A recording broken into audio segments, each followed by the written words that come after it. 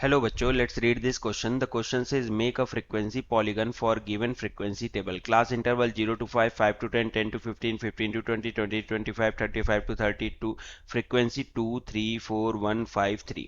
तो हम देख लेते हैं हमारा की कॉन्सेप्ट क्या होगा. की कॉन्सेप्ट, तो की कॉन्सेप्ट हो जाएगा फ्रीक्वेंसी पॉलीगन.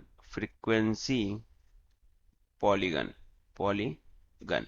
और फ्रीक्वेंसी पॉलीगन में एक्स एक्सिस होता है.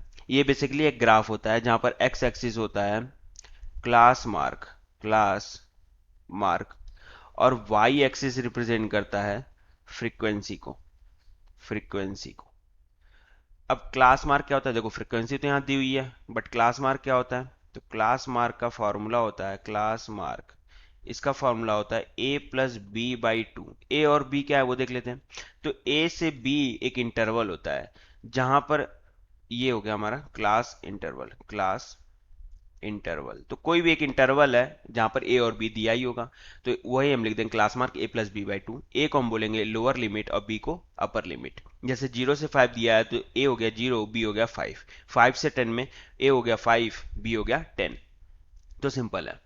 और फ्रीक्वेंसी पॉलीगन में एक और चीज होता है कि जब हम ग्राफ बनाते हैं तो क्लास मार्क जो 0 से 5 के लिए आएगा उसके पहले वाला भी एक क्लास मार्क लेंगे जिसकी फ्रीक्वेंसी 0 रखेंगे, और क्लास मार्क 25 to 30 जो आएगा उसके बाद एक क्लास मार्क और लेंगे, उसकी भी फ्रीक्वेंसी 0 रखेंगे.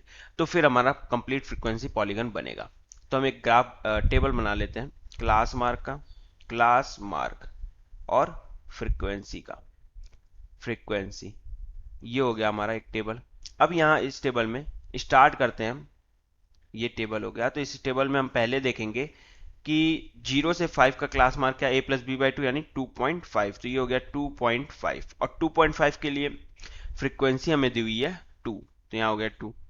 नेक्स्ट है 5 to 10 यानी 15/2 यानी 7.5, तो ये हो गया 7.5. नेक्स्ट हो जाएगा 12.5, फिर हो जाएगा 17.5, फिर 22.5, और लास्ट जा रहा है 25 to 30 यानी 27.5. फ्रीक्वेंसी लिख लेते हैं सबकी एक एक.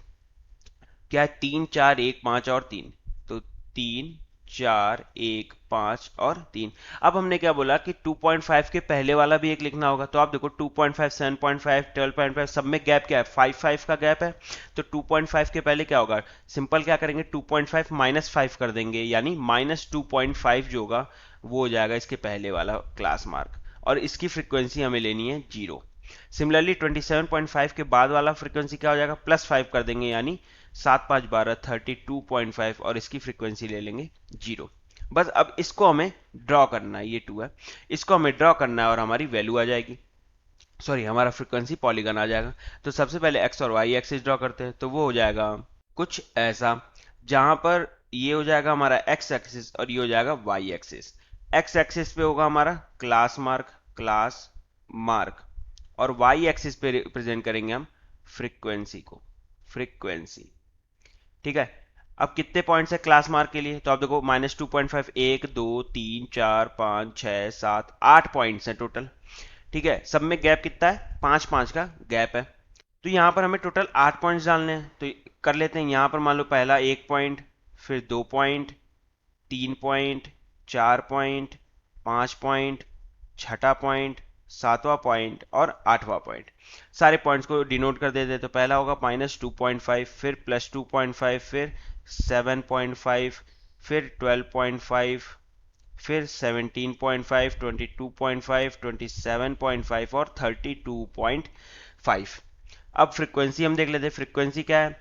तो आप देखो फ्रीक्वेंसी हो रही है 0 से स्टार्ट हो रही है और 5 पर एंड हो रही है, यानी इसको हम 0 लें, ये 0 है, तो ये हो जाएगा 1, 2, 3, 4 एंड 5. सिंपल. अब बना लेते हैं. तो आप देखो -2.5 पर कितना है, 0 है, तो यहां पर हमने पॉइंट डाल दिया 0. फिर 2.5 पर कितना है, 2 है, तो 2.5 पर ये हो गया 2. फिर 7.5 पर कितना है, 3, तो 7.5 पर बोल दिया 3. फिर 12.5 पर अगर देखें तो वो कितना आ रहा, वो है 4, तो 12.5 पर हो गया 4. 17.5 पर है 1, तो 17.5 पर हमने बना दिया 1. 22.5 पर है 5, तो 22.5 पर 5, फिर 27.5 पर 3, तो 27.5 पर हो गया 3, और लास्ट हो गया 32.5 पर फिर से 0। तो सारे पॉइंट्स बस हम जोड़ देते हैं। तो ये यहां से ये जुड़ गया, ये कनेक्ट कर दिया, इसको कनेक्ट कर दिया, ये नीचे आया, इसको कनेक्ट कर दिया, और फिर इसको कनेक्ट कर दिया, और इसको कनेक्ट कर दिया। तो ये जो लाइन बनी इसी को हम बोलते हैं frequency polygon, frequency polygon. So the final answer is this graph. Hope you understood it well. Best of luck. Thank you.